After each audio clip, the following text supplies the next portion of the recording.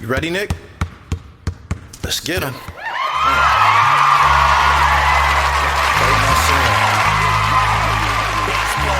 my song. Like basketball pushing the rock. I was the starting point guard for the block. I was the shooting guard when shit got hot.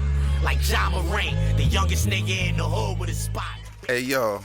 I done did so much with this audio since the last time I've been here, man. I done did so much, Nick. You have no idea. This shit is on interviews, blockbuster content. I took that first part that you ready, Nick, and all of everything that we did. I put that shit on the front of the Blue Da Vinci video, the Blue Da Vinci interview. I put it on the front of the Knowledge the Pirate interview, and I believe Sadat X. We're using that on some major heavyweights, straight up, and it's my signature joint. Cut off this ring light. In the booth, the ring light going off. That's got to be groundbreaking. It's new shit. Shout out to everybody that's here. I've been away. I've been working. I'm an actor now. Shout out to the Dribble. Shout out to Luke Steffen. So that's what I've been doing. I'm acting. Shout out to Angel Reese, LSU. Big story. Just swept the nation. Divided the nation, really. Shout out to Caitlin. In regards to the whole Angel Reese situation, I'm a basketball player, y'all know that. If we bust y'all ass by 20 or 30 points, we gonna talk some shit. That's the bottom line. So if you don't want to hear no shit talking, man, you got the D up. Because you don't get blew out the gym like that. You know what I'm saying? Somebody had to take the night off, but we're gonna do a little bit of that. We're gonna wave our hand in your face and all of that. So I'm glad that came and went, but shout out to the LSU girls. And next year they still got to deal with Don Staley in South Carolina. NBA. The Lakers got in, man. Oh my goodness. I think this is my first ever podcast episode where I can speak positive of the Lakers. I got a lot to say too. Shout out to us, man. We made the playoffs. We got the Grizzlies the first round. This nigga Dylan Brooks is running his mouth all crazy. I want LeBron to discipline this nigga, man. He talking about something about a 7-game series, but we could make quick work of them in 4, 6. You know what I mean? 4, 5, 6 like CeeLo. Let's get them up out of here. Straight up. We got a chance to see Russell Westbrook and Ja Morant go head-to-head, but unfortunately Russell Westbrook was no longer on the Lakers. He's a part of the LA Clippers right now.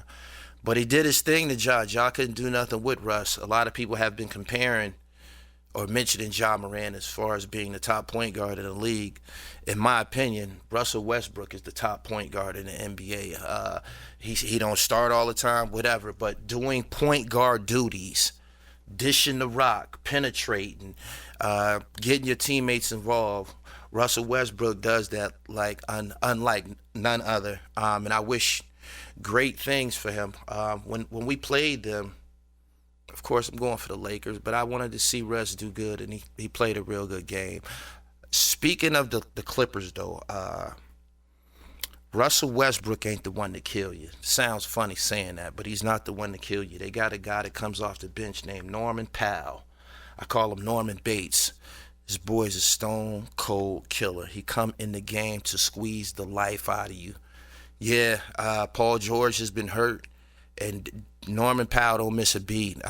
He might be more, the scoring pressure that he put on you might be a little bit more intense than Paul George. I'm stepping out there by saying that, but based on what I'm seeing, he's the one that sucks the life out of you, for real. NBA playoffs, though, it's on and popping, man. Pick y'all team, man, and buckle up, man. LA, we got the Memphis Grizzlies the first round. I expect LeBron James and Anthony Davis to manhandle them up front. They don't got a lot of beef up front, and that's just that. When Russell Westbrook and Ja Morant faced off, Russell Westbrook don't stick Ja Morant. Ja got his 30.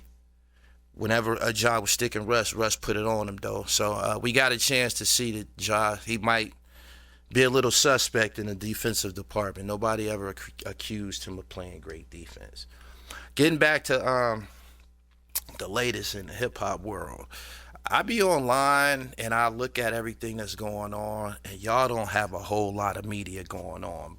Urban media is essentially who's fighting and arguing and beefing and shit like that. Just a big ghetto spectacle.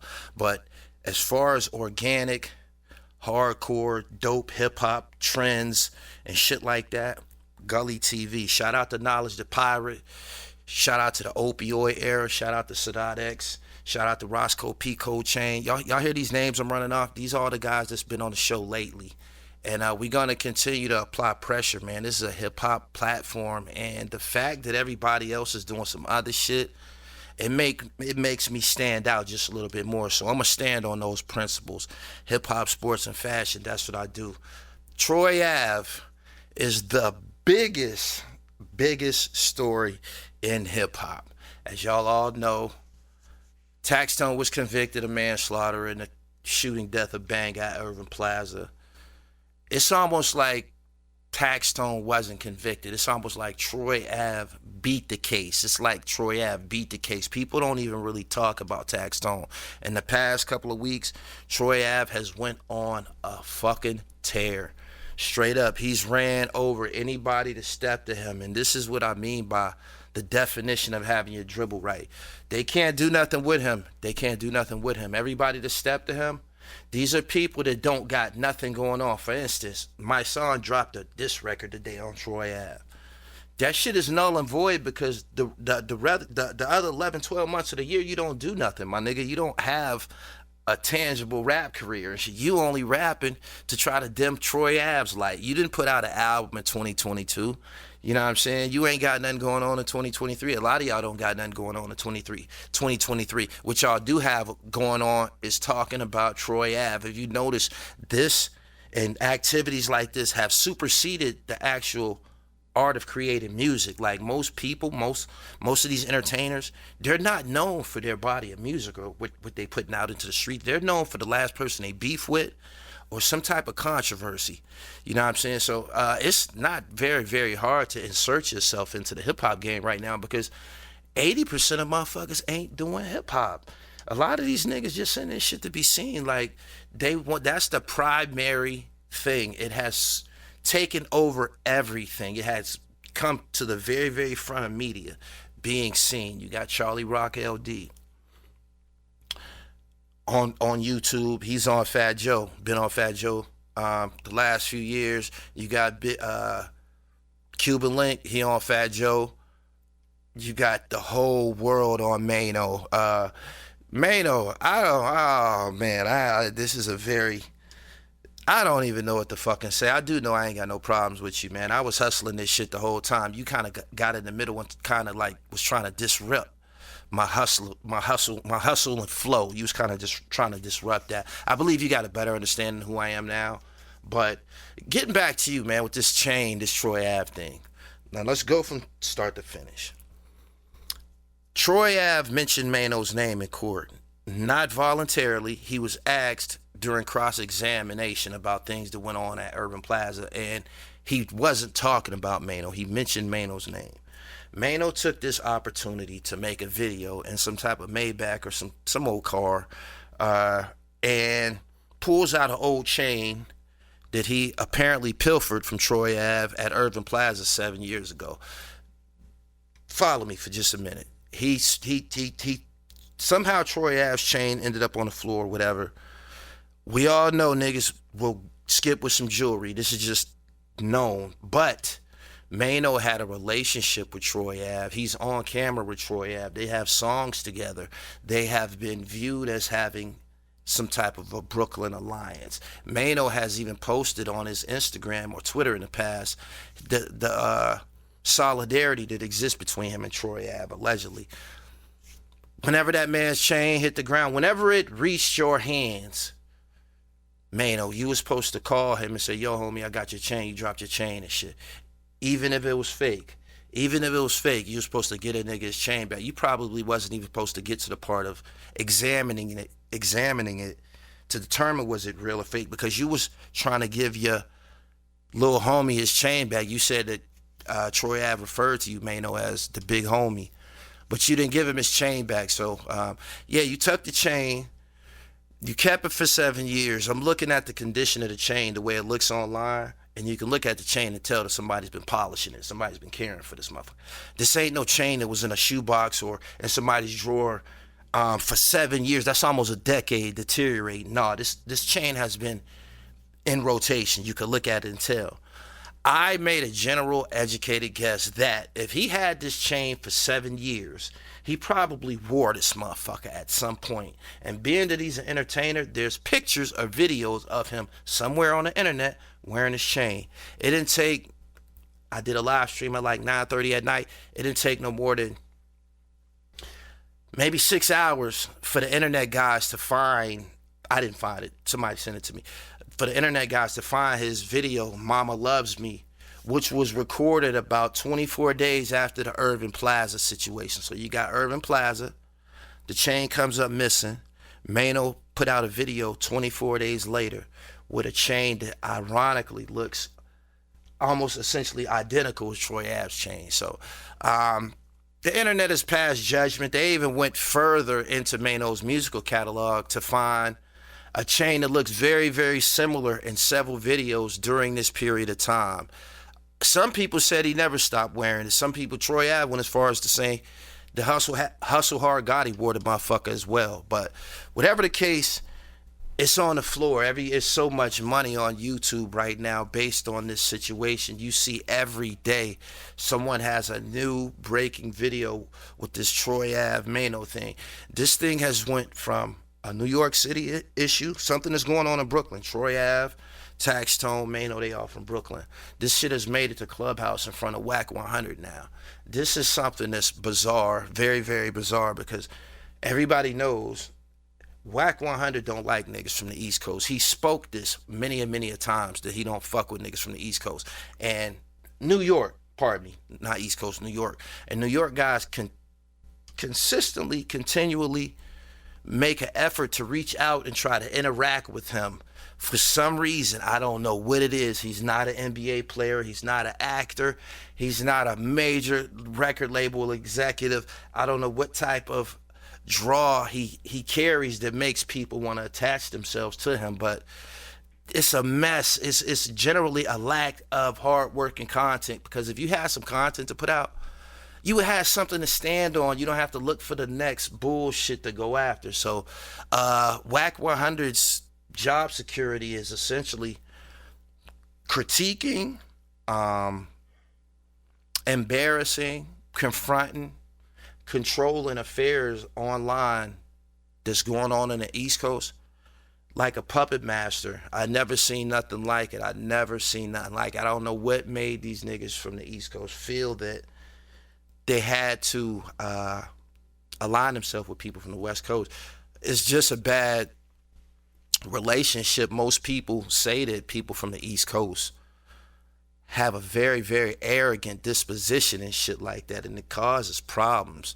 I don't think, based on the climate right now, I don't think the East Coast has anything, especially New York City, has anything to be arrogant about musically. I just don't see it. As of right now, Troy Ave is the hottest MC in New York City. His album is popping.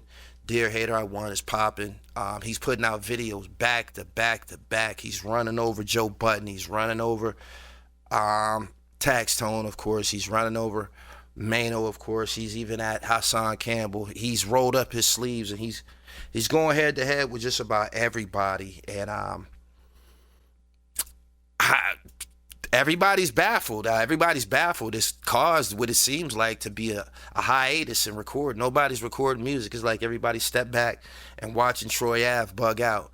Yeah, right now he got the ball, though. He definitely got the ball. He's selling merch like a motherfucker. Selling merch. He's put out a video pretty much every day this week, on top of having his, he got his own show where he surgically just destroy these dudes. He do. And they deserve it, because these guys try to make themselves relevant for shit outside of music and outside of having talent. These guys try to make the talent being tough. This ain't got nothing to do with this. This is entertainment. This don't got nothing to do with how tough you is. A lot of niggas try to put emphasis on being tough or being gangster, or you done been in jail and shit like that. These things have nothing to do with the art of hip hop. And I don't even respect guys like that. I could imagine what a nigga like Troy Ave think of guys that ain't working. You got niggas that's out here, got the same 24 hours in a day as everybody else, but they choose to get online and act like they're somebody. You feel me? Making judgment on people, offering opinions on shit that don't have nothing to do with them just because you're an entertainer. But if you're not currently relevant, or you're not currently working, you need to sit your ass down somewhere. Straight up. Like, people have a lot of opinions, man, on guys that be really, really getting busy, man. I will not be examined by nobody. I won't. Straight up, man. I work. I got a book out. I just did the movie. Shout out to Crystal the Doll. Worked with her and Luke Steffen on this movie called Cream Team. That's going to be on all the platforms and shit. My book, of course, got a 5-star rating on Amazon. And this here podcast went buck wild 2 weeks ago thanks to Blue Da Vinci.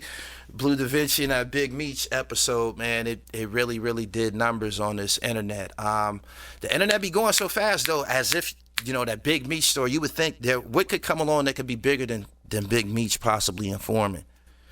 And then you turn around and it's something bigger, something that seems to be bigger, like in the moment anyway. You got Tax Tone being found guilty of Banger's murder. I'm watching the reverberations of this whole situation. Everybody involved wants to be seen. Everybody wants to go on and on. Nobody has nothing to do with it but Tax Tone, Maino, Troy Ave, T.I., the people that were there.